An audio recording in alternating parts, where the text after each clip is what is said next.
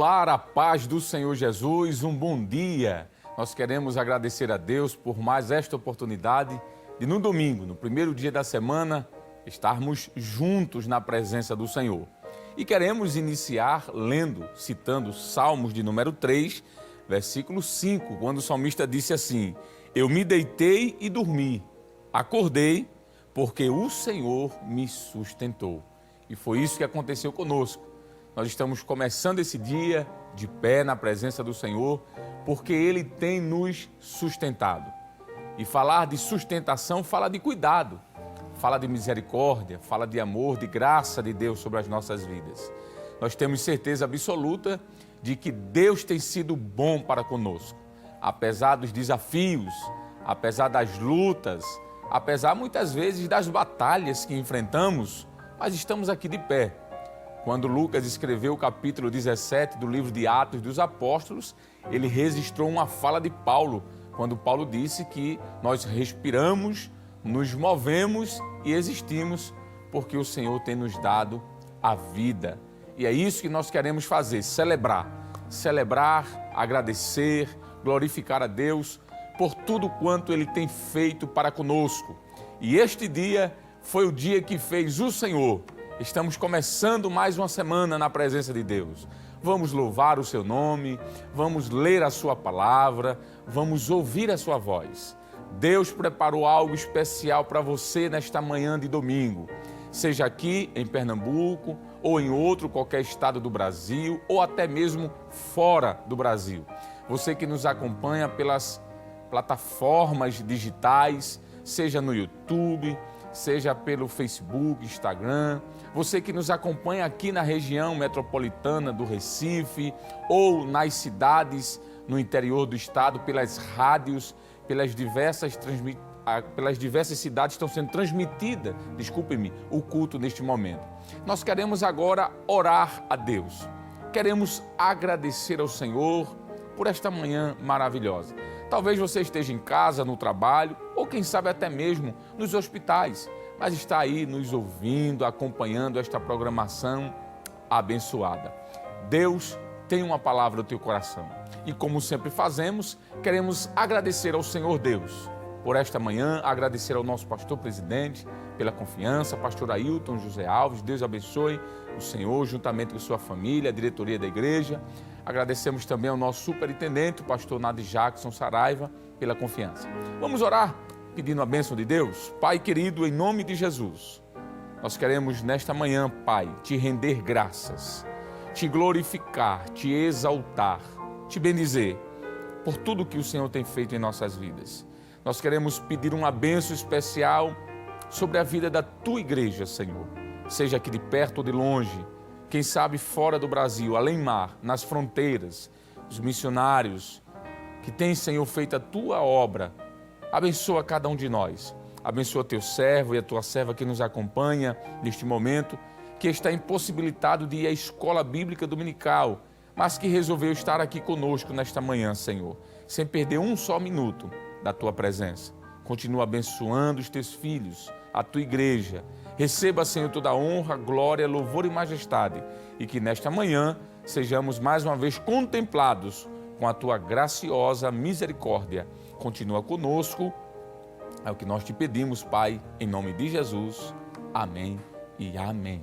Glória a Deus. Muito bem, chegou o momento agora de louvarmos a Deus. E nós queremos convidar o evangelista Josadaque Aquino para agradecer a Deus com louvores nesta manhã. Faz o Senhor, ministro. Faz o Senhor. Aleluia. Meus amados irmãos, saúdo a todos com a paz do nosso Senhor Jesus Cristo. Vamos adorar a Deus nesta manhã maravilhosa com os nossos hinos da nossa harpa. É o hino de número 15, que está aí na sua lição também nesta manhã. Conversão.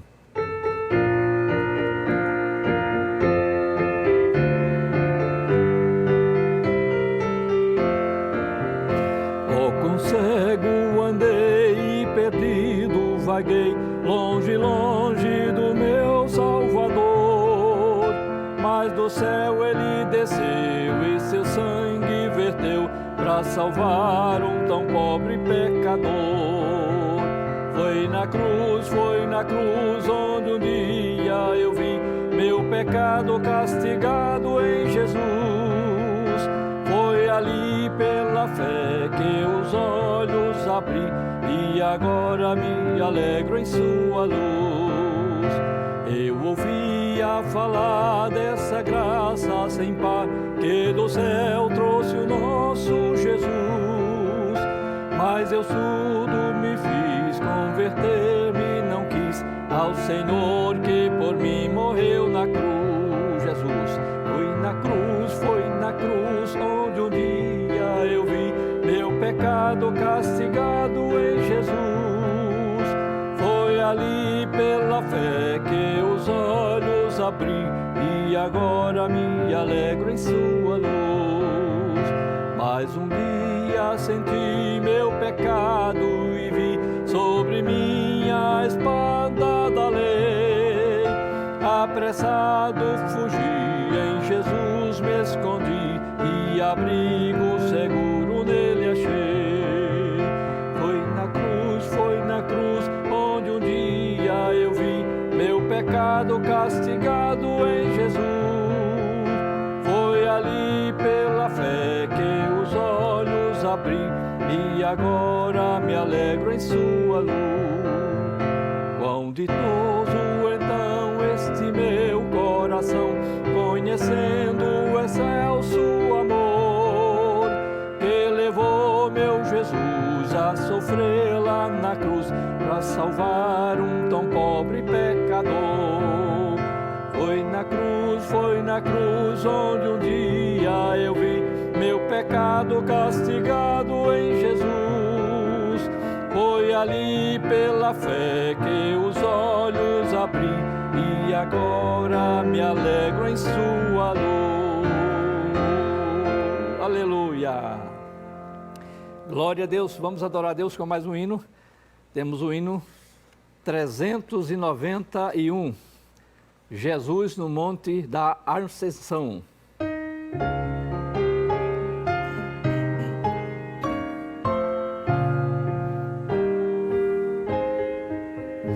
Jesus disse aos discípulos no monte ao subir: detei-vos em Jerusalém, pois há de se cumprir a vinda gloriosa de um Consolador, para revestir as testemunhas do Senhor, descendo fogo do altar, o vento de amor, depressa foram proclamar o Salvador. Encheu-se o cenáculo de gloriosa luz, descendo fogo divinal, a nós voltou Jesus, e todos revestidos com o poder do céu, falarão noutras línguas em louvor a Deus, descendo fogo do altar, o vento de amor, depressa foram proclamar o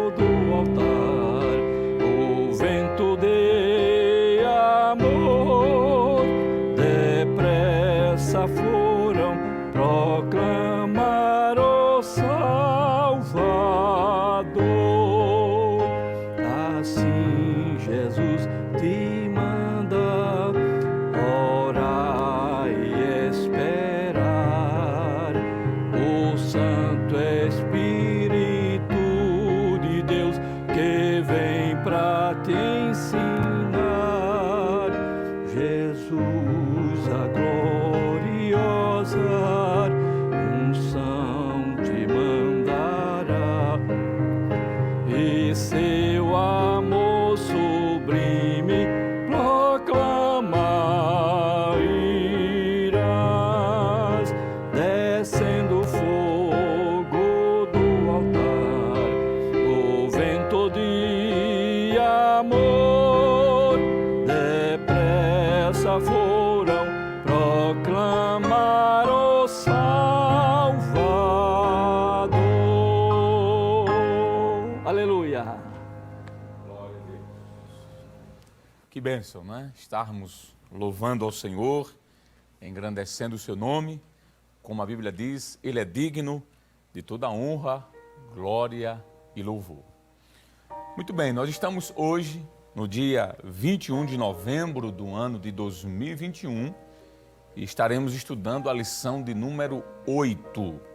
Muito bem, que está aí, aparecendo no seu televisor, que tem como título Paulo, o discipulador de vidas. O texto áureo da nossa lição nos diz o seguinte, está escrito em Atos dos Apóstolos, capítulo 15, versos de número 40 e 41, que diz assim a expressão bíblica: e Paulo, tendo escolhido a Silas, partiu, encomendado pelos irmãos a graça de Deus, e passou pela Síria e Cilícia, confirmando as igrejas. A verdade prática da nossa lição, que é um pensamento que resume de forma muito objetiva o conteúdo da lição, nos diz: o discipulado cristão forma discípulos de Cristo para que o imitem de forma que Deus seja glorificado na sociedade. O objetivo geral da nossa lição, ou o objetivo geral, é o seguinte: revelar a missão integral da igreja no discipulado, pregar e ensinar. Os objetivos específicos são 3. Primeiro, relacionar o apóstolo Paulo com o discipulado bíblico. Em segundo lugar, salientar a integridade da missão no discipulado, pregar e ensinar. Em terceiro e último lugar, é ponderar o discipulado com pessoas de outras culturas. A leitura bíblica em classe para hoje encontra-se no livro de Atos dos Apóstolos, capítulo 2, versos 42 a 47, e depois Atos dos Apóstolos, capítulo 20, versos do 1 ao 4. Como sempre fazemos, vamos neste momento fazer uma leitura. E você é o nosso convidado, você que está em casa, você que está no trabalho e pode parar um momento para fazer a leitura, você que está nos acompanhando aí pelas plataformas digitais, seja onde quer que você esteja, vamos ler. Se você não tem uma Bíblia Sagrada ou você não porta neste momento de uma lição, estará aí na tela do seu smartphone, do seu televisor, e você pode acompanhar conosco. Então vamos ler Atos 2, verso 42. Diz assim a palavra de Deus: e perseveravam na doutrina dos apóstolos e na comunhão, e no partir do pão e nas orações. Em cada alma havia temor, e muitas maravilhas e sinais se faziam pelos apóstolos. Todos os que criam estavam juntos e tinham tudo em comum. Vendiam suas propriedades e fazendas e repartiam com todos, segundo cada um tinha necessidade. E, perseverando unânimes todos os dias no templo e partindo o pão em casa, comiam juntos com alegria e singeleza de coração, louvando a Deus e caindo na graça de todo o povo. E todos os dias acrescentava o Senhor à igreja aqueles que se haviam de salvar. Atos capítulo 20, versículo 1. Depois que cessou o alvoroço, Paulo chamou a si os discípulos e, abraçando-os, saiu para a Macedônia. E havendo andado por aquelas terras e exortando-os com muitas palavras, veio à Grécia, passando ali 3 meses e sendo-lhe pelos judeus postas ciladas, como tivesse de navegar para a Síria, determinou voltar pela Macedônia. Versículo 4, vamos ler todos nós juntos? E, acompanhando-o até a Ásia, Sópater de Bereia e dos de Tessalônica, Aristarco e Segundo, e Gaio de Derbe e Timóteo, e dos da Ásia, Tíquico e Trófimo. Amém e amém. Vamos neste momento agora agradecer mais uma vez por esta grandiosa oportunidade que tivemos de lermos a palavra de Deus. Vamos pedir a bênção de Deus sobre você que nos acompanha e certamente o Senhor isto fará. Oremos em nome de Jesus. Pai querido, obrigado, Senhor, por Tua palavra. Obrigado por esta porção que já nos serviu, Senhor, de alimento espiritual. Nós te pedimos que a Tua bênção, que a Tua graça continue sobre a Tua igreja, sobre todos que nos acompanham neste momento. Nos ajuda no decorrer deste culto, Senhor. Receba nossos agradecimentos e te pedimos a Tua bênção especial sobre toda a Tua igreja, em nome de Jesus. Amém e amém e amém. Neste momento nós queremos agora convidar você a participar de um momento muito especial. Um momento que vamos agora retribuir, vamos devolver, vamos entregar ao Senhor aquilo que já é dele. Nós vamos apenas devolvê-lo em forma de gratidão. As palavras do rei Davi, no livro de 2 Crônicas, nos diz isso. Ele disse: Senhor, nós te devolveremos, daremos aquilo que tu nos deste, Senhor, aquilo que é teu. E isso é o que nós fazemos quando paramos para ofertar ao Senhor, quando paramos para dizimar, pois o dízimo e a oferta são doutrinas bíblicas, estão estampadas na Bíblia Sagrada desde o Antigo Testamento até o Novo. Qualquer um que leia a Bíblia de forma atenciosa, de forma desprendida, descobrirá o que está no Antigo e no Novo Testamento revelado, a prática do dízimo e da oferta.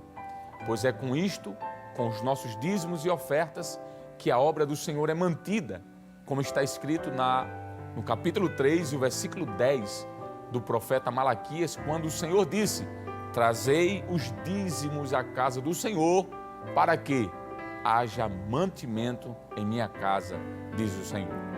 O apóstolo Paulo, quando escreve sua carta aos Coríntios, ele diz que Deus ama aquele que dá com alegria, 2 Coríntios capítulo de número 9. E assim nós vamos fazer, vamos contribuir com alegria, com desprendimento, de forma voluntária, de coração aberto, pois a bênção de Deus estará certamente sobre nós. E você pode fazer isso apontando a câmera do seu smartphone, do seu telefone, para este código aqui do QR Code. Você apontando a câmera do seu celular, você será direcionado a uma plataforma e ali você poderá contribuir. Ou, Se você quiser, você pode entrar, acessar o site da nossa igreja, da Igreja Evangélica Assembleia de Deus, aqui em Pernambuco. Estará aí aparecendo para você o www.ieadpeplay.org.br. Quando você acessar essa plataforma, você vai estar aí na página oficial da igreja e você vai clicar aí nesse ícone chamado Quero Contribuir. Quando você clicar neste Quero Contribuir, será relacionado para você alguns itens, como, por exemplo, a obra de missões, ou uma oferta que você queira dar, ou a obra social, um voto que você fez ao Senhor, ou outro qualquer tipo de intenção que tenha o seu coração. Nós sabemos que você fazendo isso contribuirá para a obra. E aí você irá para esta seguinte página, onde você pode contribuir pelo PayPal ou pelo PagSeguro, principalmente para quem está fora do Brasil. Vai ser gerado aí um boleto bancário e você vai escolher o valor que quer contribuir ou, se desejar, fazer um depósito, uma transferência bancária para uma das contas da Igreja Evangélica Assembleia de Deus em Pernambuco, por estas três instituições, por estes três bancos: Caixa Econômica Federal, o Banco do Bradesco ou, se preferir, pelo Banco do Brasil. Caso você ainda deseje, você pode fazer uma contribuição pelo Pix. É uma forma muito rápida, segura e sem custo nenhum. Você pode inserir a chave do Pix, que é o CNPJ da Igreja Evangélica Assembleia de Deus em Pernambuco. Não esqueça, você tem que verificar se vai aparecer a identificação da Igreja Evangélica Assembleia de Deus em Pernambuco. E o Pix é 10.632 404 1000, ao contrário, dígito 51. Conferindo esses dados, apareceu o nome da Igreja Evangélica Assembleia de Deus, você pode agora colocar o valor que você deseja e confirmar. Você fazendo isso, você estará abençoando a obra. Estará aqui ao meu lado as informações que foram passadas para você e certamente você escolhendo uma dessas opções, o nome do Senhor será glorificado. Você que é empresário, microempresário, empresário de grande porte, você que é autônomo, você que está desempregado, mas quer fazer isso, porque você sabe que fazendo isso, Deus se alegrará. Como a Bíblia diz, Deus se alegra com aquele que dá com alegria. E o Senhor contribuirá e Deus lhe abençoará. Você que está me ouvindo e que está desempregado e pode estar dizendo: mas, evangelista Alessandro, eu não posso fazer isso. Não tem problema. A bênção de Deus também estará sobre você. Porque antes de Deus olhar para a oferta, Deus olha para o ofertante. Se você tem um desejo no seu coração, mas não tem como, Deus vai lhe abençoar da mesma forma e o Senhor Deus certamente lhe retribuirá. Então nós vamos orar neste momento pedindo uma bênção sobre você que fará isto. E logo em seguida, mais uma vez, estaremos louvando a Deus enquanto você vai lá e faz virtualmente a sua transferência. Lembre-se, Deus conta com você nesta obra. É isso mesmo. Pai querido, em nome de Jesus, nós queremos te apresentar, Senhor, desde este grande empresário, a este médio empresário, ou microempresário, mas também, Senhor, a este pedreiro, a este servente de obra, a este balconista, a esta tua serva, Senhor, que é aposentada, pensionista, ou até mesmo que vende aquele lanche, Senhor, na rua, mas que de forma honesta separou aquilo que é do Senhor, para a obra do Senhor. Abençoa, Senhor. Retribui, como diz a tua palavra. Fazei prova de mim, se eu não vos abrir a porta dos céus e derramarei bênçãos sem medida sobre vocês. Faz isso, Senhor, neste momento. Abençoa, Senhor, o comércio do teu servo. Abre, Senhor, cada vez mais as portas do comércio para ele. Este que deseja, mas que não pode, Senhor, por motivo do desemprego que assola o nosso país, o mundo inteiro. Nós cremos que Tu és poderoso, Senhor, para ainda esta semana abrir portas de emprego para os Teus servos e para aquele que ainda não Te serve, mas tem o desejo no coração de contribuir pela Tua obra. Abençoa a todos, Senhor. Isso nós Te pedimos e Te agradecemos em nome de Jesus. Amém e amém. Vamos convidar mais uma vez o pastor Josadak para louvar a Deus. Meus amados irmãos, vamos adorar a Deus com mais um hino. 465 da nossa harpa cristã. Ele sofreu por mim.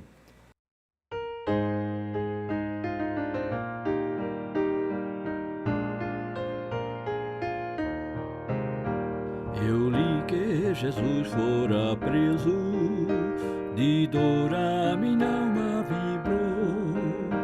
Eu antes assim não sentia, agora isto a mim empolgou. Eu li que ele foi conduzido à corte de Jerusalém.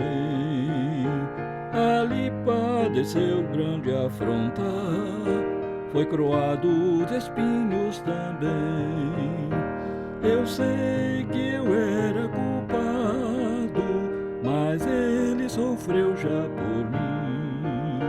Eu sei que ele era inocente, padecendo tudo assim.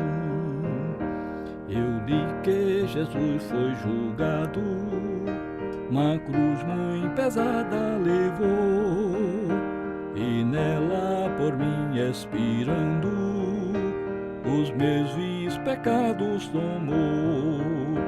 Enquanto na cruz pendurado, uma lança seu lado furou. Na esponja lhe deram vinagre, e ele por mim o tragou. Eu sei que eu era o culpado, mas ele sofreu já por mim. Eu sei que ele era inocente, padecendo tudo assim. Depois José de Arimateia e os outros discípulos também puseram-no em sepulcro, e os guardas vigiavam bem.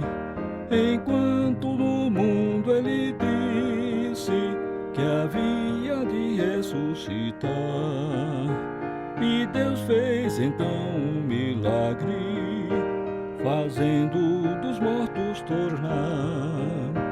Eu sei que eu era o culpado, mas ele sofreu já por mim. Eu sei que ele era inocente, padecendo tudo assim. Os guardas ainda vigiavam, quando o anjo veio do céu, e a pedra que estava na porta, com grande poder removeu. Depressa os laços caíram, o plano de Deus era assim, e a luz e a vida resplendem, e isto foi tudo por mim. Eu sei que eu era culpado, mas ele sofreu já por mim. Eu sei que ele era inocente, padecendo tudo assim. Amém. Glória a Deus. Muito bem, chegamos agora a um momento muito especial, onde certamente Deus tem uma palavra ao nosso coração. Você que está aí até este momento nos acompanhando, nós gostaríamos de pedir, de forma muito carinhosa, a sua maior atenção a partir de agora, pois neste momento estaremos ouvindo a voz de Deus conosco. Você que pode e tem condições para parar um pouquinho o que está fazendo, quem sabe sentar-se no sofá ou na rede deitado aí, de alguma forma acompanhando pelo seu celular, ou no trabalho, no ambiente onde você está, ou no hospital, deitado aí nesse leito, mas pode nos acompanhar. Pare um pouco, vamos ouvir a voz de Deus falar conosco. Tem sido escalado pelo nosso pastor presidente, o presbítero Jonathan Lucena, um dos cooperadores ali da Secretaria da Superintendência das Escolas Bíblicas Dominicais, e vamos neste momento convidar o servo de Deus, onde estaremos orando por ele em nome de Jesus. Pai do Senhor, presbítero. A paz do Senhor, Evangelista Alessandro. Por favor. Queridos e amados irmãos, a paz do Senhor Jesus, que alegria, que prazer Que satisfação poder estarmos em mais uma manhã de escola bíblica dominical para juntos louvarmos ao Senhor nosso Deus, agradecermos por mais uma semana vencida, por mais uma semana que se inicia e esta no melhor lugar, que é no centro da vontade do Senhor. Nós queremos agradecer a Deus por sua fidelidade, pela graça que Ele nos concede de poder servi-lo e servi-lo nesta igreja. Agradecermos também ao nosso pastor presidente, pastor Ailton José Alves, pela confiança desta escala, nos dando a honra e o prazer de poder estar cooperando na superintendência das escolas bíblicas dominicais. Nós queremos agradecer também ao superintendente, o pastor Nad Jackson Saraiva, que se faz ser representado pelo evangelista Alessandro Barreto, que é o secretário ali da superintendência. E como foi muito bem anunciado, nós estamos hoje, com a graça de Deus, a estudarmos a lição de número 8. E felizes estamos pela sua participação, pela sua companhia e o prazer de poder estar mais uma vez com você na Escola Bíblica Dominical. Já foi apresentada a lição, mas me permita lembrar, hoje a lição de número 8 tem o seguinte tema: Paulo, o discipulador de vidas. O texto áureo da nossa lição trata sobre o que está registrado no livro dos Atos dos Apóstolos, capítulo 15, versículos 40 e 41, como aparece aí na sua tela, onde Lucas registra da seguinte maneira: E Paulo, tendo escolhido a Silas, partiu, encomendado pelos irmãos à graça de Deus, e passou pela Síria e Cilícia, confirmando as igrejas. A verdade prática, que está bem aí ao lado do texto áureo da lição, nos lembra, e eu queria reler a verdade prática, que diz: o discipulado cristão forma discípulos de Cristo para que o imitem, de forma que Deus seja glorificado na sociedade. Então, perceba que hoje estaremos estudando este tão importante assunto que diz respeito a uma das principais missões da igreja, que é discipular. Partindo da pessoa do apóstolo Paulo, já que estamos estudando durante todo este último trimestre de 2021, a respeito da sua biografia, do seu ministério e as principais lições que podemos aprender extraídas da experiência do apóstolo Paulo.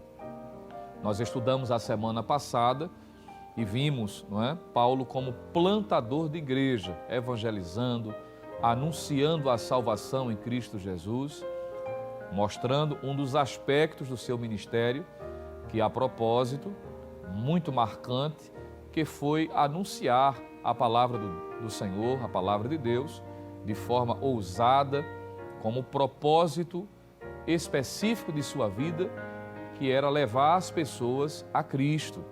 Isso é um aspecto quanto a Paulo como apóstolo, plantando igreja, ganhando almas para o Senhor Jesus. Esse era o seu propósito. E isso é uma figura da ação da igreja, que dá continuidade a ganhar almas para Cristo. Mas a lição de hoje vai estar trazendo o segundo aspecto, que está estreitamente relacionado à lição da semana passada. Paulo como apóstolo, ganhando almas, plantando igreja, estabelecendo congregações para que os irmãos ali estivessem abalizados pela doutrina, com a liderança específica para conduzir, mas a lição de hoje mostra Paulo como sendo o ensinador, o discipulador. E é exatamente sobre isso que a lição vai estar tratando.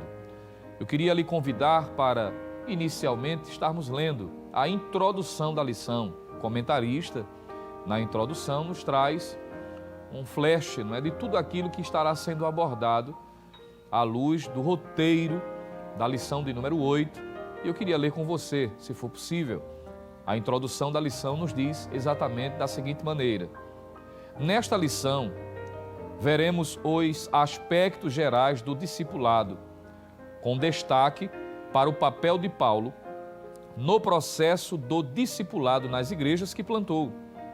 Perceberemos que esse foi o meio pelo qual nosso Senhor nos concedeu para que os recém-nascidos na fé fossem formados segundo o caráter de Cristo.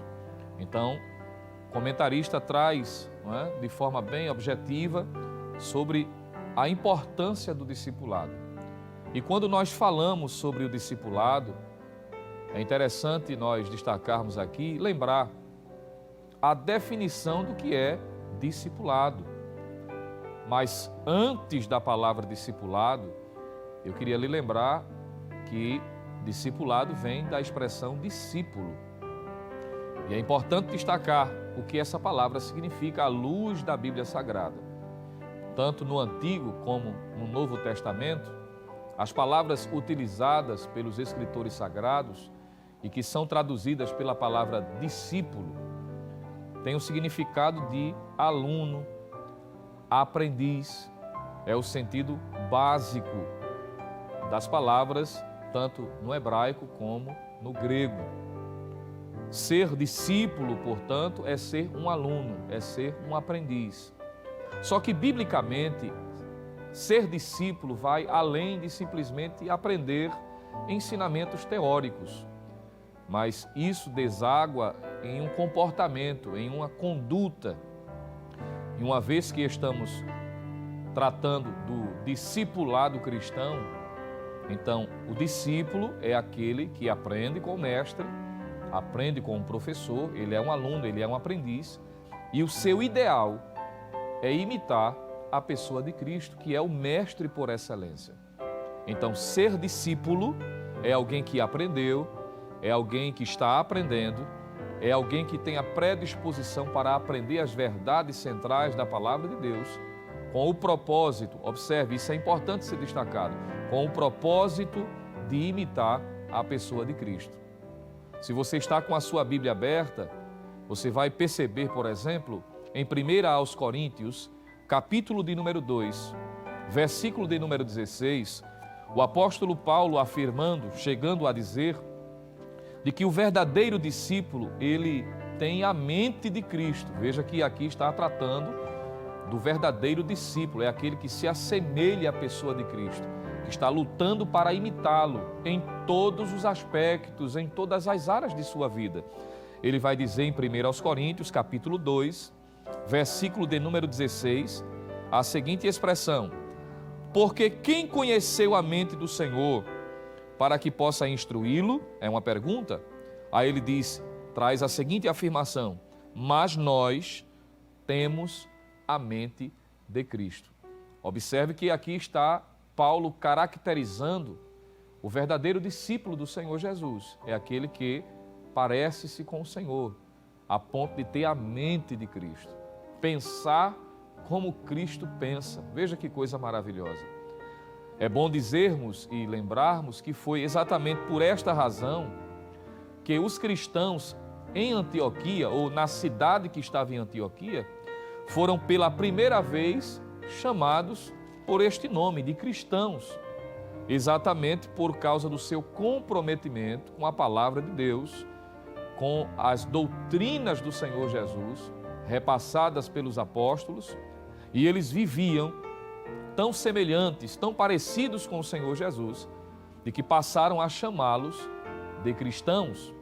Você pode conferir isso em Atos dos Apóstolos, capítulo 11, o versículo de número 26, onde nós encontramos o evangelista Lucas, historiador da igreja, registrar a seguinte informação, Atos dos Apóstolos, capítulo 11, versículo 26. Veja o que diz a Bíblia. E sucedeu que todo um ano se reuniram naquela igreja, ou seja, na igreja que estava em Antioquia. E em Antioquia, diz o texto ainda, foram os discípulos pela primeira vez chamados cristãos. Ora, por que foram chamados de cristãos? Pequenos cristos, vamos assim dizer, não é? É porque eles imitavam, eles seguiam as pisadas do Mestre, aonde o que Jesus havia ensinado, o seu comportamento, o seu ideal de vida, eles tomaram isso para si como padrão, pois isto é ser um autêntico discípulo de Jesus.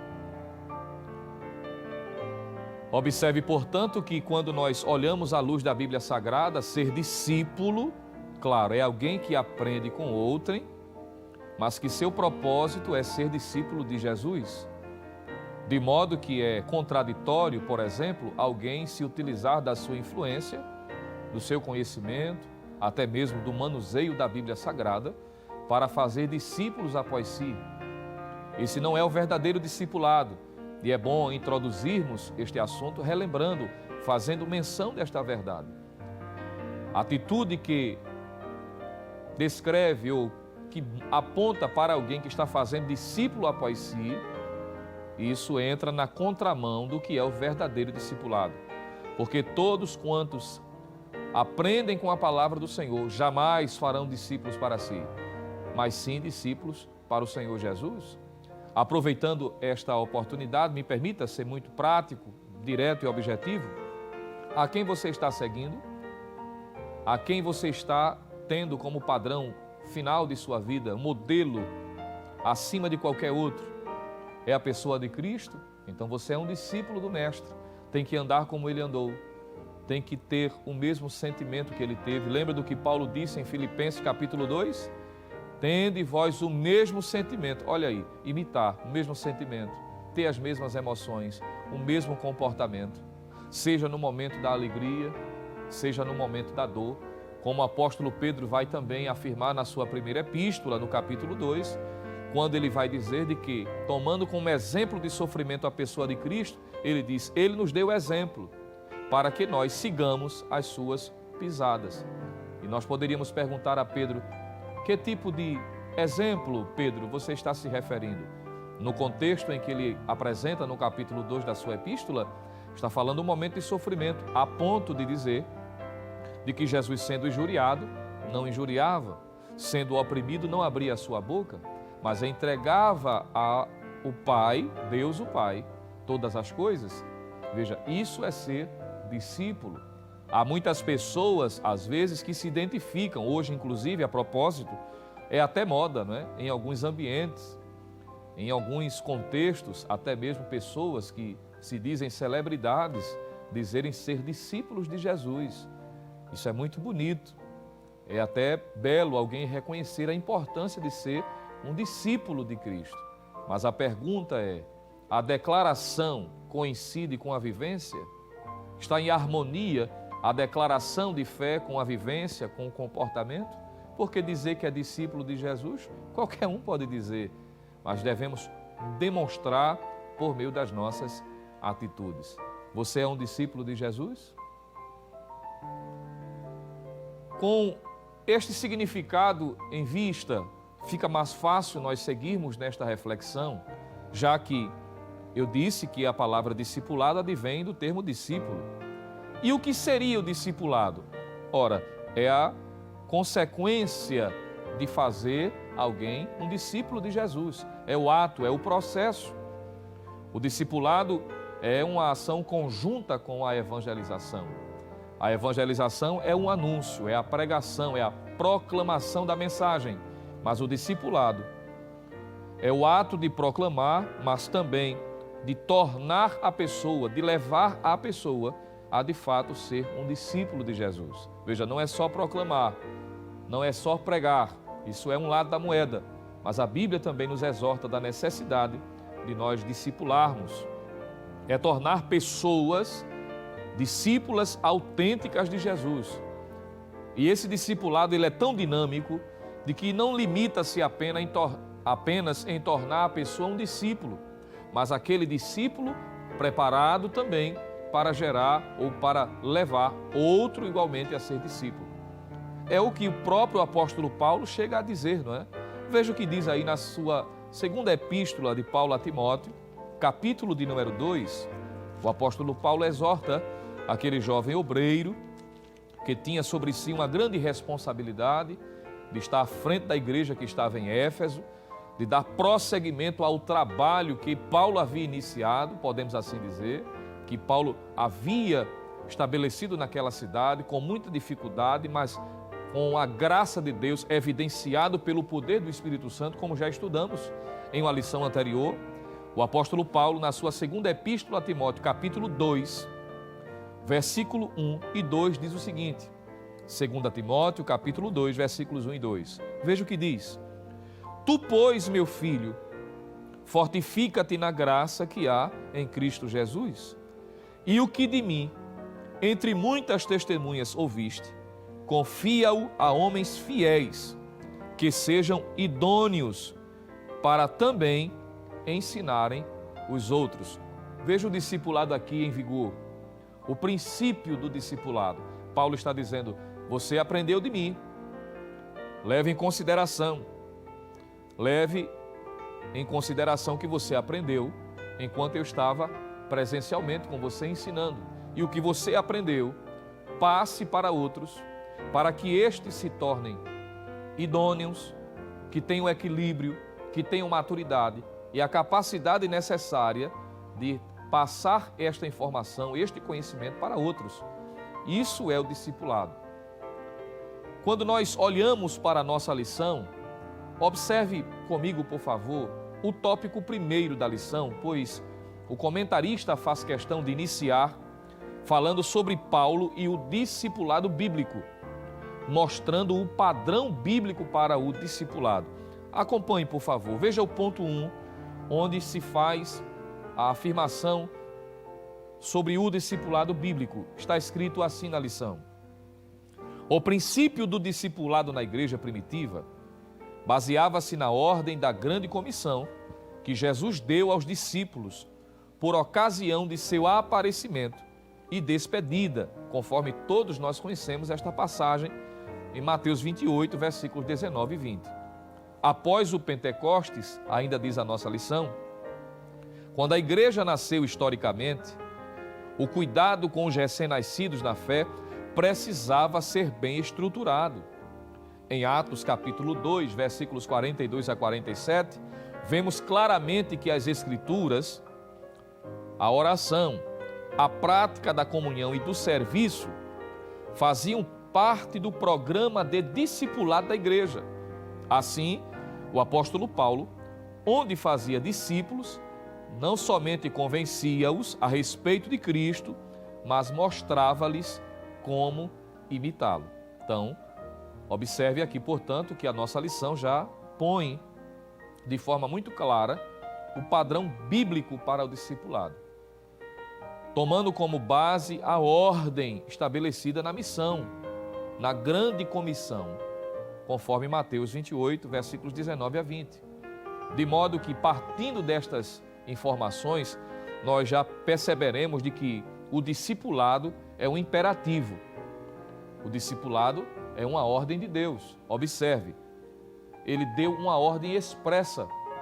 Ele não disse assim, se você tiver um tempo, faça discípulos. Se você achar conveniente, isso for colocado como prioridade na sua agenda, seja um discipulador. Ele não está dizendo isso, está dando uma ordem. Portanto, ide e fazei discípulos. E essa ordem deve ser obedecida. É por essa razão que Paulo fez com que em seu ministério fosse marcado por isto, obedecendo, anunciando.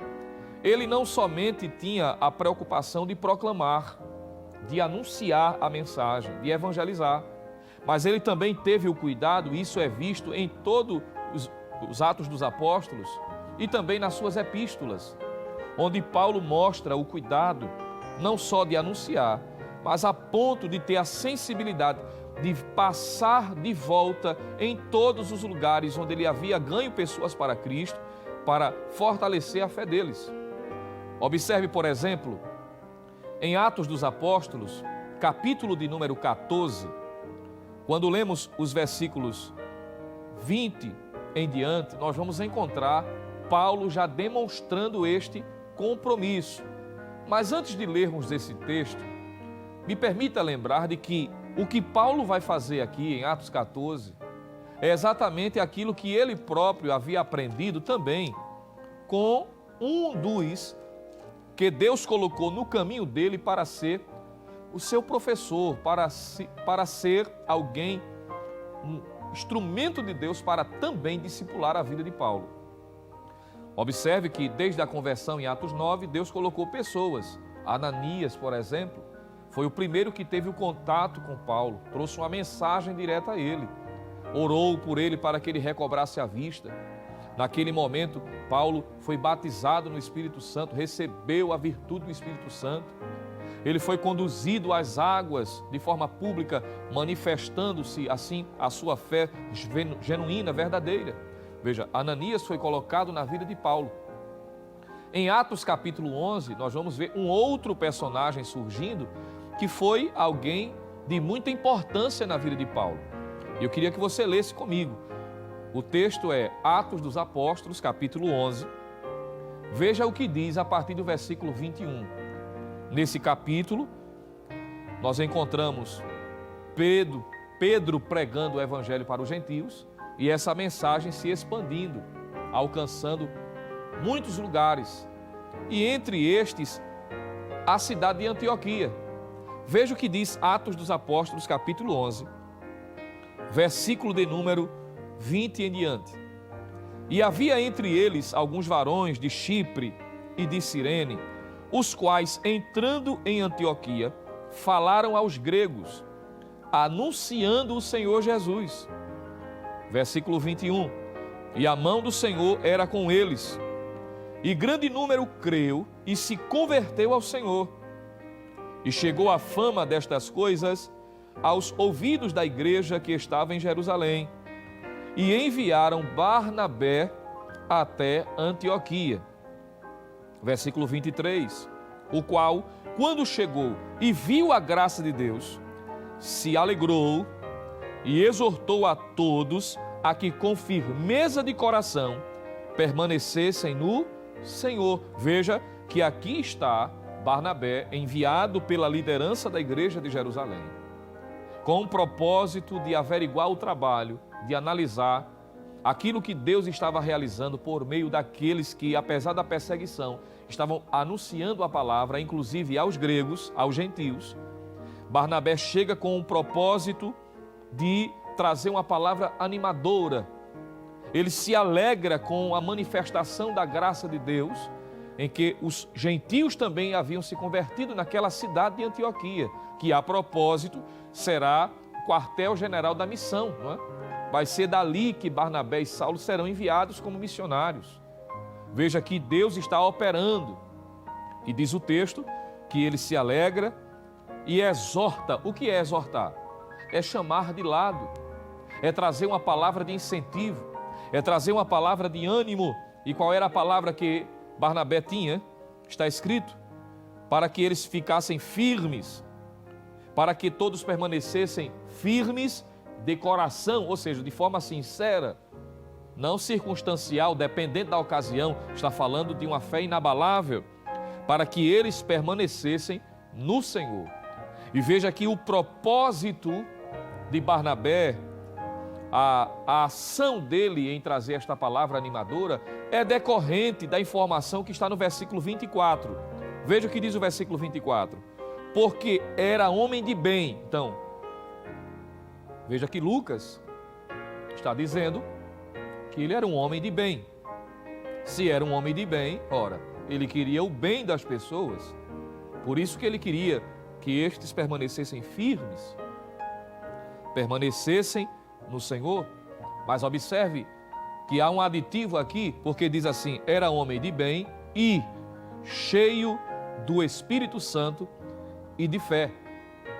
E muita gente se uniu ao Senhor. Glória a Deus por isso. Sabe o que isso significa? É que todo homem de bem, todo crente comprometido com a verdade, ele sente prazer em ver os crentes firmes em Deus. Ele não serve de uma pedra de tropeço, ele não serve de empecilho. Ele quer ver os crentes firmes, comprometidos com a doutrina, comprometidos com a palavra do Senhor, comprometidos com a igreja a qual faz parte. Observe que todo homem de bem e cheio do Espírito Santo, ele deseja que as pessoas permaneçam firmes em Deus, porque são discípulos de Jesus, são discípulos de Cristo e estes devem permanecer de forma inabalável. Tanto é fato que a Bíblia diz que, como consequência desta atitude, muita gente se converteu através de Barnabé. Homem de bem. Significa dizer de que todo crente salvo em Jesus quer ver o bem de outro, quer ver o bem das pessoas que estão à sua volta, fazendo-os permanecerem no centro da vontade do Senhor. Como é bom ter um Barnabé perto de nós. Como é bom ter um Paulo perto de nós. Pessoas que Deus constitui, não para servir de tropeço, não para trazer dúvidas, não para gerar murmuração, para levar pessoas a se levantarem contra os princípios da palavra do Senhor, contra a sua liderança, mas alguém que incentiva a permanecer firme em Deus, firme no Senhor, de forma inabalável, apesar das circunstâncias. A propósito, você já agradeceu pelo Barnabé que Deus colocou do seu lado? Porque, por certo, Deus deve ter, sim, levantado Barnabé, um Paulo, para lhe ajudar, para lhe dar uma palavra de ânimo. Talvez o Barnabé e o Paulo que Deus tenha levantado, talvez não seja da sua família, não tem o mesmo sangue que você tem, talvez falta o apoio dentro de casa, mas Deus sempre se responsabilizou em levantar pessoas na igreja, na congregação que você faz parte. Deus levanta alguém no trabalho, Deus levanta alguém na faculdade, Deus levanta alguém na rua onde você mora para lhe dar o apoio, para pegar você pela mão, ajudar, orar, trazer palavra de incentivo.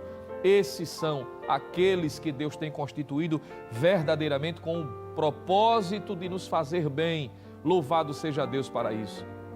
Por isso, talvez o seu Barnabé seja o seu esposo, minha irmã, minha amiga, talvez que ainda não é crente, mas o esposo serve a Deus. Foi ele que Deus colocou, não é? Para lhe ajudar. Ele fez a sua decisão, você precisa fazer a sua. Talvez seja o inverso. Talvez seja você, meu amigo, que ainda não é evangélico, mas a sua esposa já está servindo a Jesus e está servindo como influenciadora. É alguém que Deus colocou para o seu bem. Quer ver você servindo ao Senhor igualmente. Agradeça a Deus por estas vidas, por estas pessoas que Deus colocou para lhe guiar, para lhe direcionar, para trazer uma palavra de ânimo. Louvado seja Deus para sempre. Que possamos ser sensíveis a estes que Deus tem levantado para nos trazer uma palavra de ânimo. Você pode glorificar a Deus aí? Barnabé fazia esse trabalho de discipulador. E observe que ele fez isto também com Paulo. Porque diz o texto que Barnabé foi atrás de Saulo. Está no versículo de número 25, Atos capítulo 11, versículo 25.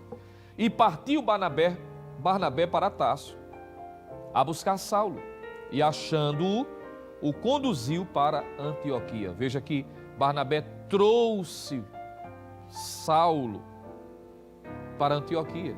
Saulo viu, aprendeu com Barnabé.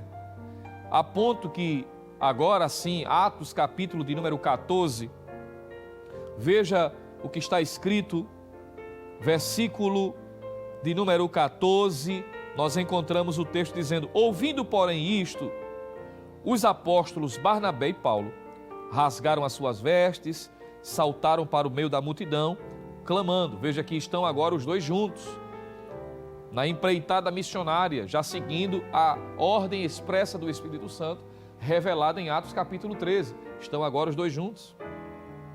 Veja o que diz agora, versículo de número 20, Atos dos Apóstolos, capítulo 14, versículo 20. Mas rodeando os discípulos, levantou-se e entrou na cidade. E no dia seguinte saiu com Barnabé para Derbe. E tendo anunciado o evangelho naquela cidade, e feito muitos discípulos, voltaram para Listra, e Icônio, e Antioquia. Veja, eles voltaram nas cidades em que as pessoas haviam se convertido. E qual era o propósito deles? E agora Paulo está aqui, junto com Barnabé. Diz o versículo 22, confirmando o ânimo dos discípulos, exortando-os a permanecer na fé, pois que, por muitas tribulações, nos importa entrar no reino de Deus. E o versículo 23 diz que eles tiveram cuidado e a sensibilidade, havendo-lhes por comum consentimento eleito anciãos em cada igreja, orando com jejuns, os encomendaram ao Senhor em que haviam crido. Estabeleceram a liderança, porque o obreiro passa, o trabalho fica. Paulo e Barnabé precisavam dar prosseguimento, eles estavam passando de volta e foram constituindo a liderança para dar continuidade. Então, esse é o padrão bíblico do discipulado. É assim que a palavra de Deus nos ensina. No ponto 2 do tópico 1 da nossa lição, tratando sobre Paulo como discipulador, já vimos algumas informações, mas me permita ler com você algo importante aqui. Tópico de número 1 da nossa lição, agora o ponto de número 2, que trata sobre Paulo, o discipulador. Vejamos o que diz o comentarista da lição. O apóstolo dos gentios foi um discipulador distinto. Após a sua conversão, ele sentiu a necessidade de conhecer a Cristo mais profundamente. E está aí a referência onde você pode encontrar essa informação. Paulo sabia do desafio ao defender o nome de Jesus diante dos judeus. Ao longo de suas cartas, vemos um compromisso profundo com a doutrina exposta e a sua aplicabilidade na vida do discípulo. A doutrina no discipulado, há doutrina no discipulado, mas há também prática coerente com a doutrina. Isso faz com que o discípulo cresça e chegue à maturidade. Conhecer de maneira teórica apenas não basta. Para isso, a formação cristã deve apresentar uma integração entre doutrina e prática. É a informação que o comentarista da lição nos traz. Você pode observar, portanto, que Paulo tinha esta sensibilidade, esse cuidado que ele possuía em levar as pessoas a viverem a doutrina, fazer discípulos genuínos, não pessoas que tinham conhecimentos superficiais, mas pessoas de fato comprometidas com a palavra. Quando você lê, por exemplo, a maioria das cartas que Paulo escreveu, inclusive podem ser divididas dessa forma, a parte teórica e a parte prática. Quer ver um exemplo? A Epístola aos Romanos, por exemplo. Do capítulo 1 até o capítulo 11, ele traz variados ensinamentos. E no capítulo 12, ele traz a parte prática dizendo, portanto, amados irmãos. Veja, a palavra portanto está fazendo uma conclusão dizendo, ora, diante de tudo que eu ensinei, vocês agora devem viver desta maneira. Isso está falando da coerência entre o que é ensinado e também aquilo que é vivido. Na versão corrigida, diz, rogo-vos, pois, irmãos, Romanos capítulo 12, pela compaixão de Deus, que apresenteis o vosso corpo em sacrifício vivo, santo e agradável a Deus, que é o vosso culto racional. Então veja aqui a teoria desembocando na sua praticidade. É ortodoxia, ensino puro e genuíno, mas ortopraxia é a vivência, é a aplicabilidade, como disse aqui o comentarista, vivendo de acordo com o ensinamento. Isso é um aspecto, Paulo tinha essa preocupação. Quanto à sua metodologia, de alguma forma nós já vimos, está no ponto de número 3 da nossa lição, tópico 1.3, é que Paulo, ele pregava, ele plantava a igreja e ele discipulava. Veja o que diz, a metodologia de Paulo para o discipulado. O primeiro passo para o discipulado de Paulo era pregar o Evangelho e, pelo poder do Espírito Santo, convencer as pessoas acerca de Cristo. Então, a partir dos primeiros convertidos, ele plantava uma igreja na cidade. Ao plantá-la, o apóstolo ficava ali o tempo suficiente para firmar os passos dos novos convertidos. Como seu ministério envolvia itinerância, ele não ficava muito tempo no mesmo lugar. Veja aí, na sequência, não é? E logo deixava ou enviava alguém experimentado na fé para dar continuidade ao discipulado dos novos convertidos. Em seu ministério, vemos discípulos especiais que ajudaram muito o trabalho de Paulo. Entre estes, Timóteo, Tito, Silas, Lídia, Áquila e Priscila e outros mais, conforme Atos dos Apóstolos, capítulo 15, versículo 40, e também Atos dos Apóstolos, capítulo 16, versículo 1, conforme está na outra página do texto que está aparecendo para você como referência, não é? Além de fortalecer a fé dos novos convertidos, o apóstolo mantinha uma relação de comunhão e amizade com eles e seus cooperadores. E eu queria chamar a sua atenção para isso aqui, porque o discipulado, ao ver de Paulo, não era simplesmente algo mecânico, funcional, no sentido que tem que dar certo. As pessoas para Paulo não eram números, eram pessoas, de fato, dotadas de sentimento. E eu acho interessante porque na leitura bíblica em classe, que foi colocada pelo comentarista, a segunda passagem que está em Atos capítulo 20, o versículo de número 1, quando Paulo está aqui se reunindo com a liderança, os anciãos da igreja que estava em Éfeso, o versículo 1 de Atos 20 diz assim: depois que cessou o alvoroço, Paulo chamou a si os discípulos e, abraçando-os, saiu para Macedônia. Observe a expressão aqui, abraçando-os. Que coisa bela, não é? Veja que havia um laço de fraternidade. É isso que está aqui relatado. O apóstolo mantinha uma relação de comunhão e amizade com eles, com os discípulos e com os cooperadores. Se você está ainda acompanhando Atos dos Apóstolos, capítulo 20, veja o que diz o versículo de número 36. Atos dos Apóstolos, capítulo 20, versículo 36. E também o 37, diz assim: e havendo dito isto, pôs-se de joelhos e orou com todos eles. Versículo 37. E levantou-se um grande pranto entre todos, e lançando-se ao pescoço de Paulo, o beijavam. Veja que laço de fraternidade, que aproximação. Paulo entendia que ele não tinha uma blindagem, ele podia se relacionar. Isso não era fragilidade, isso era sensibilidade.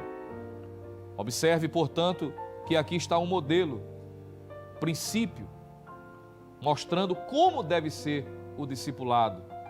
Aquele que foi chamado pelo Senhor como crente deve ter sensibilidade pela vida alheia. A tal ponto que ele sentia prazer, preocupação, enviando cartas, expondo a sua própria vida, como ele vai dizer em 2 Coríntios capítulo 1, versículo 6. Ele disse à igreja de Corinto que o seu coração estava dilatado, né? O amor que ele tinha pela igreja de Corinto. E é bom dizermos de que a igreja de Corinto não foi uma igreja muito fácil. Havia pessoas que resistiam, inclusive, à liderança de Paulo. Mas ele, com amor, com dedicação, com zelo, como ele próprio se expressou na sua segunda carta aos Coríntios, capítulo 11, versículo 2, dizendo: porque eu estou zeloso de vós com zelo de Deus. Esse sentimento de alegria que ele tinha, ele expressa também ao escrever algumas epístolas. Veja aí, por favor, Efésios, capítulo 1, veja o que está escrito na palavra do Senhor, carta de Paulo aos Efésios, capítulo de número 1, veja o que diz, o versículo de número 15 e o 16, Paulo diz assim: pelo que, ouvindo eu também a fé que entre vós há no Senhor Jesus, e o vosso amor para com todos os santos, não cesso de dar graças a Deus por vós, lembrando-me de vós nas minhas orações. Veja que alegria. Aquele que havia plantado a igreja, aquele que havia regado, aquele que havia discipulado, agora está vendo o resultado do seu trabalho. Ele está vendo a igreja abalizada, crentes, cumprindo os desígnios de Deus, dando testemunho, dando exemplo. Você pode averiguar isso, por exemplo, em 1 aos Tessalonicenses, capítulo 3, versículo 6, Você pode ler e você vai perceber Paulo também alegrando-se com o crescimento espiritual daqueles que tinham sido alvo do seu ministério, aqueles que ele teve o prazer de acompanhar. Que coisa maravilhosa. É por isso que no tópico de número 2 da nossa lição, para a gente já se encaminhar ao fim desta reflexão, o comentarista traz a lembrança que o discipulado está entrelaçada com a missão integral de pregar e ensinar. Veja, pregar e ensinar. Isso está no tópico de número 2. Nós já vimos de alguma forma isso ilustrado na vida de Paulo, mas me permita lembrar, para a gente seguir aqui, o roteiro da lição. Ponto 1 diz que a pregação é o ponto de partida. Pregar o Evangelho é o meio que o Espírito Santo leva as pessoas à salvação. Não existe uma outra forma, tem que ser pela pregação. É preciso pregá-lo com seriedade, intensidade e ousadia. A Igreja de Cristo se expandiu assim. Ela tinha como ponto de partida a tarefa que Jesus deixou aos seus discípulos. Como vimos anteriormente, nada pode substituir a dimensão proclamatória da igreja. Para isso ela foi revestida do poder do Espírito Santo, para cumprir a missão, conforme Atos capítulo 1, versículos 4 e 8. Mas observe que nesse mesmo tópico, o ponto de número 2, diz que não se limita à pregação.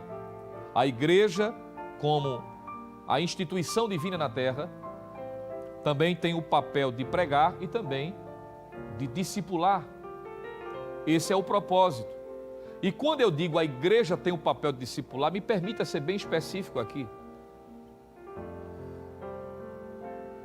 O papel de discipular não se limita só à liderança da igreja, ao obreiro, ao dirigente da escola, ao dirigente da campanha, ao professor que está na sala, o professor do discipulado, o professor da escola. Não, estes são ferramentas que Deus se utiliza. Mas há um aspecto do discipulado que diz respeito à nossa vivência, independente se há uma função eclesiástica, independente se há uma função ministerial.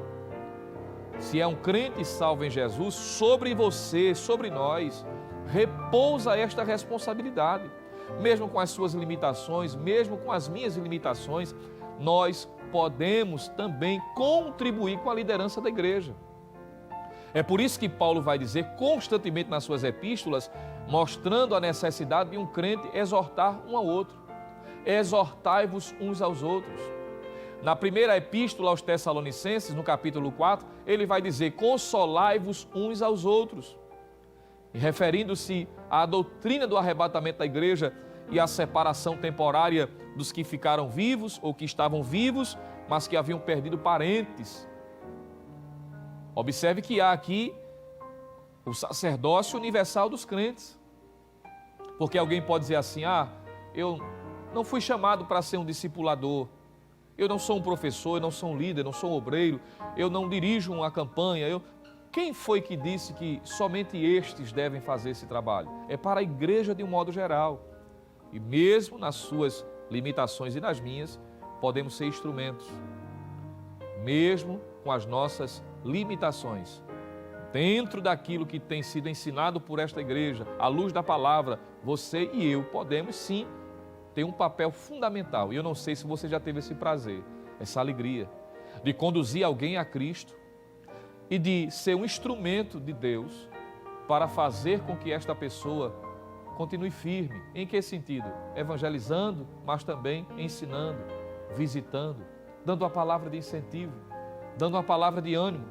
Eu tenho absoluta certeza e digo isso sem medo de errar. Não há coisa mais satisfatória depois da salvação de um crente conduzir outro a Cristo e por sua influência este permanecer dando frutos para a glória do nome do Senhor. Você já teve essa alegria? Você já teve esse prazer? Se já teve, sabe o que é. Se não teve, peça a Deus, se disponha, se disponibilize, dê frutos. Não sejamos como o escritor aos Hebreus identificou através da sua epístola a quem ele se dirigiu. Há um grupo de crentes que pelo tempo que tinham na fé já eram para ser mestres. E entendamos que ali em Hebreus capítulo 5, versículo 11 em diante, que ser mestres ali não tem nada a ver necessariamente com o dom de mestre, com dom ministerial, com dom de ensino, não. Ser mestres ali, ele está dizendo, pelo tempo, já era para você estar ensinando com seu testemunho, com a sua forma de viver. Que Deus nos guarde, que nós não estejamos ocupando inutilmente o lugar onde Ele nos plantou. Mas aprove a Deus que nesta manhã, pela sua palavra, sigamos a recomendação das Escrituras e sejamos instrumentos de Deus para levar outros a Cristo e também fazer com que estes, no que depender de nós, permaneçam firmes. Você quer ser o instrumento de Deus? Você quer continuar sendo usado pelo Senhor? Se em seu coração existe esse anseio e se existe em você essa disponibilidade, diga a Deus aí agora, Senhor, eu preciso, eu quero ser um canal de bênção. Eu não quero somente receber as benesses, mas também fazer com que outros sintam o mesmo prazer que eu tenho de te servir. Você pode dar glória a Deus por isso? Fazer discípulos é o ponto de número 2.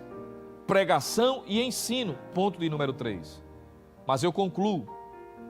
Tópico de número 3 da nossa lição, apenas a título de informação. O escritor, comentarista, trata sobre a realidade que o discipulado, ele é tanto cultural como transcultural. Isso tem a ver com o trabalho missionário, né? Com a evangelização de um modo geral. Como eu disse, o discipulado é uma ação conjunta com a evangelização. O tópico 3 da lição trata sobre o discipulado com pessoas de outras culturas. E isso aponta para essa realidade. A pregação para os seus irmãos, os seus contemporâneos, os seus conterrâneos, ou seja, os apóstolos pregaram para os judeus. Isso está no ponto 1, que está aparecendo aí para você. No livro de Atos, percebemos que a pregação dos apóstolos era primeiramente direcionada aos judeus, mas não unicamente. Mas era um aspecto, primeiro para o judeu, depois para o grego. No ponto de número 2, diz que essa mensagem se expandiu e alcançou os gentios. Olha que coisa maravilhosa. A igreja não poderia fugir, porque Jesus deixou bem claro: Jerusalém, Judeia, Samaria e até os confins da terra. Não foi o que ele disse em Atos capítulo 1, versículo 8? Então, não poderia haver uma negligência, embora que a igreja de Jerusalém de início retroagiu, não é? Fincou os pés, como que dizendo, não vai dar. Então veio a perseguição, para que eles pudessem ser estimulados a pregar, a ensinar, a discipular. E a igreja cresceu de forma gloriosa, expandindo-se, conforme está relatado no livro de Atos dos Apóstolos. Os 30 primeiros anos da igreja, nós vemos de um lugar a outro, de um extremo a outro do império, o nome de Cristo foi proclamado. Porque homens e mulheres comprometidos se dispuseram, a pregar o Evangelho e ensinar a palavra do Senhor. E eu concluo no ponto de número 3, quando o comentarista fala sobre o discipulado numa cultura diferente. Se está falando do aspecto missiológico. Veja aí, tópico de número 3, ponto 3 da nossa lição.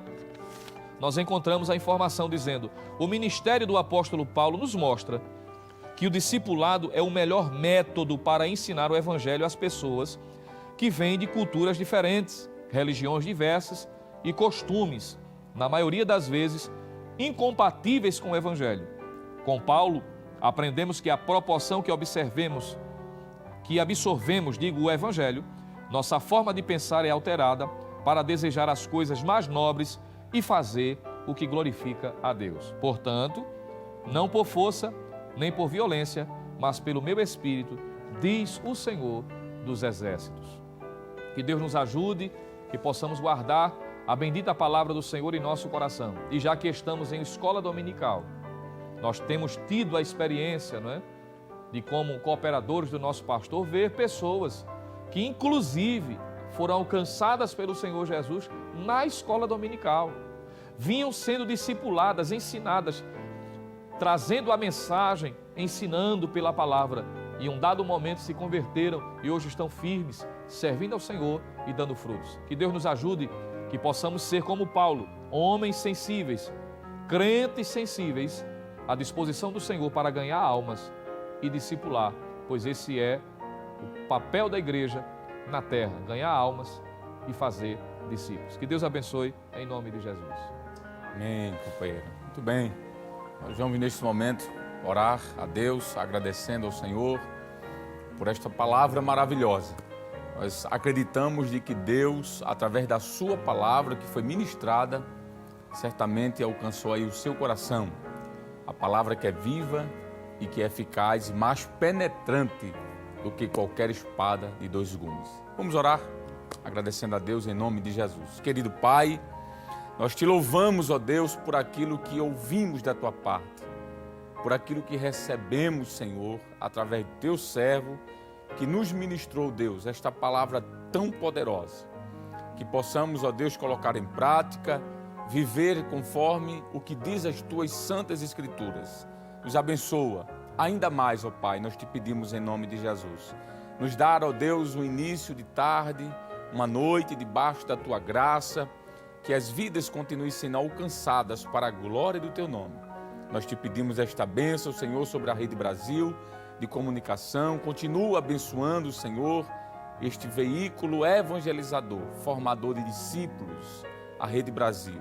O teu servo, o pastor Ailton José Alves, juntamente com sua família, o vice-presidente, o pastor Samuel Oliveira e sua esposa e família, filhos, a toda a diretoria da igreja, enfim, Senhor, a todos nós. Continua conosco, é o que nós te pedimos, em nome de Jesus. Amém e amém.